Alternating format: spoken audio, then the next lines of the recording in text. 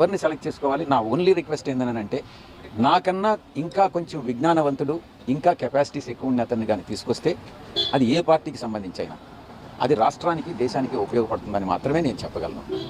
ఇది మీరు సాక్షిలో రాసింది 100% కరెక్ట్. దీనివల్ల లబ్ధి పొందేటటువంటిది కూటమి. కూటమి నుంచి నేను ఏదన్నా డబ్బులు తీసుకున్నానని మీరు భావిస్తున్నారా? చెప్పండి. అదే నేను ఒకటే చెప్పాను నా ట్వీట్లో,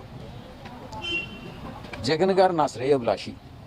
ఆ కుటుంబంతో నాకు 4 దశాబ్దాల సంబంధం ఉంది. చంద్రబాబు నాయుడు గారిని రాజకీయంగా నేను వ్యతిరేకించా.